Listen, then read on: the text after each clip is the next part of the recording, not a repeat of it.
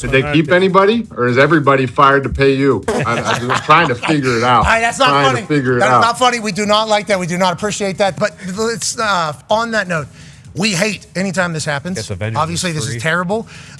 We don't like that, but we are very honored that we are still partnering with ESPN and Disney for the good of sport for the future. After the layoffs ESPN made, Pat McAfee tried his best to set the record straight.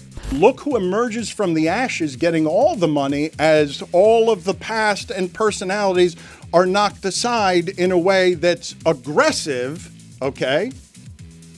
Top end heavy on how you're paying people at your network because they're the people who pay for themselves and everyone else is disposable. As people complain and are outraged by this isn't how you do it. You don't fire longtime personalities. As people who don't understand the business blame Pat McAfee. What a promotional item for the wrestling guy on College Game Day to emerge from all of this talk of he stole all the money and say, I've got an album dropping now. Check out my show. I'm the biggest star in sports. Stephen A's over there making less than me, going with Bill Maher, trying to build out his own brand. I'm going to build it on his platform because I'm in charge now. Dan Le Batard, like many, saw right through it. And I hate this. Like, we actually hate when we first got there was one of the, it feels like this happens in corporations a lot, kind of getting baptized into this. NFL teams don't really do this, so we're not really in there.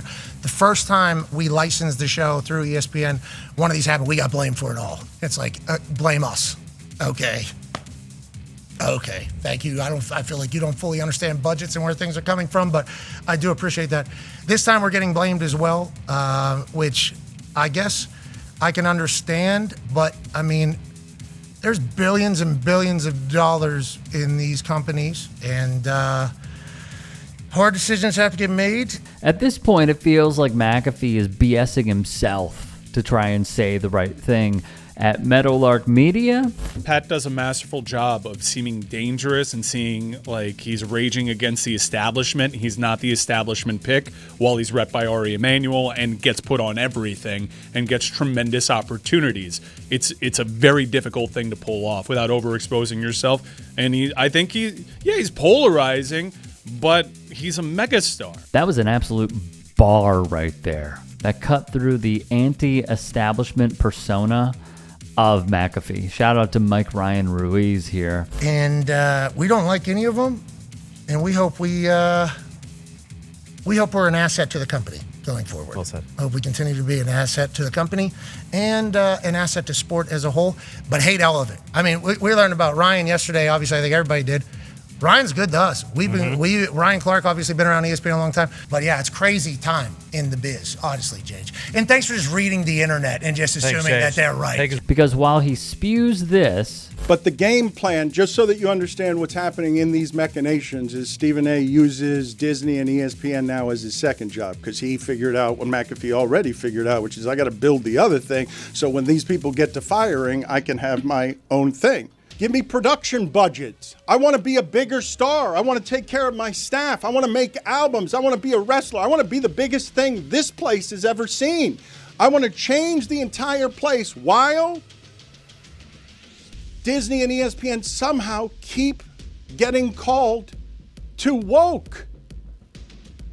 All the journalists are out the door now. All of the black people, or almost all of the black people who are actually going to say things that black people agree with strongly, all of them are gone too. You're going to have trouble finding Hispanics. Like, you're going to have a network run by McAfee and all of the white people now in charge there and at NFL Network, because they'll file this under, all of it under, we had to do this because the NFL came on board. We gave them 10% of our property. We are a giant business with them together. This is just business. That's what Jimmy Pitaro is saying. By the way, with all these firings, Pat McAfee's salary is reportedly getting a major bump to $60 million.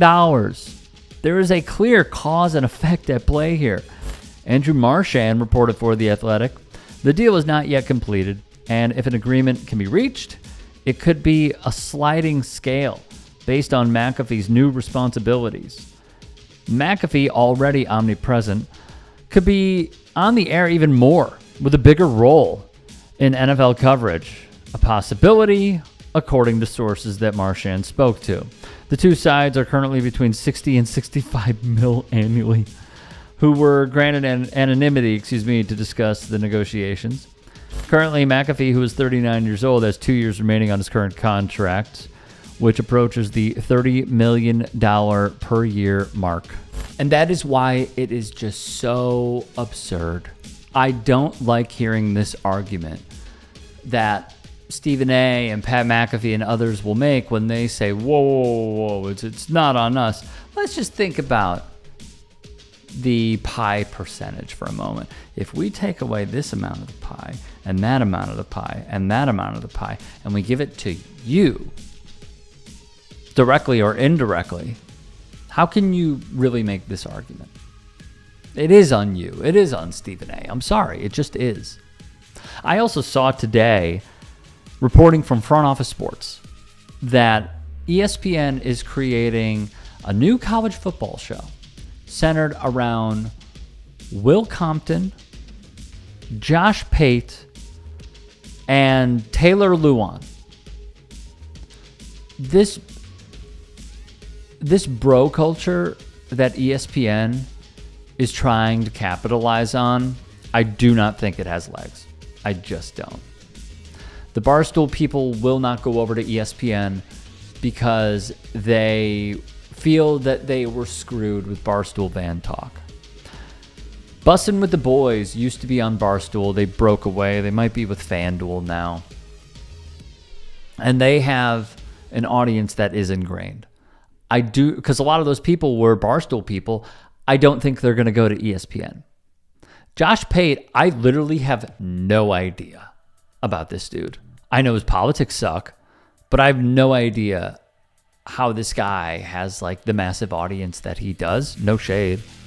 But how I see it, my God, they went from Jamil Hill and Michael Smith telling it like it is to Taylor Lewan, who took part in protecting our word culture.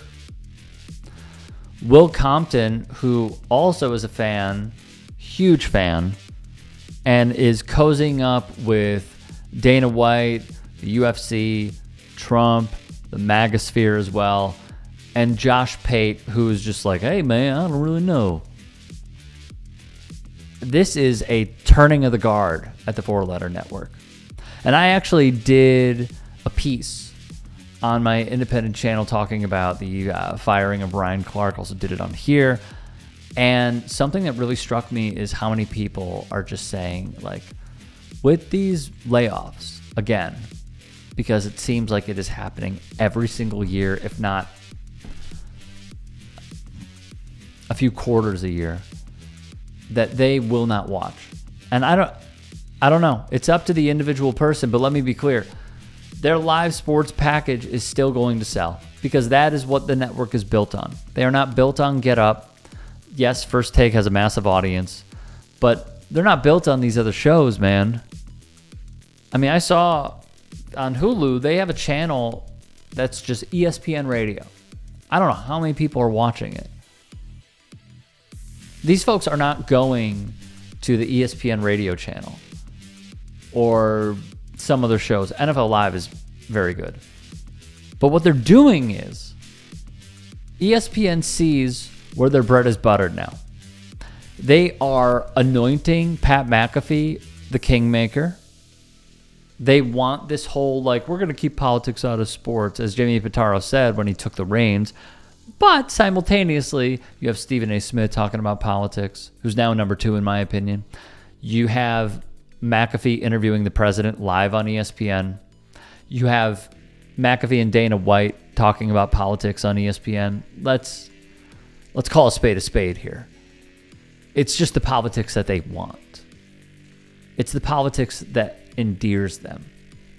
It's the politics that they salivate over and that they partake in as well. So when you look at these moves and you look at Pat McAfee getting the bag that he got, just understand it's intentional because they agree with not only his politics, but his approach to doing the show. Hey, I appreciate you watching. Now, if you can, please do become a channel member by going to youtube.com/TYTsports and clicking the join button. If that's too much for you, you can just go to tyt.com/join to become a member. It helps all of us out here at the Young Turks and keeps our network afloat. In addition, you could follow me on my socials on Twitter, Instagram, and TikTok. Appreciate the love. Have a great day.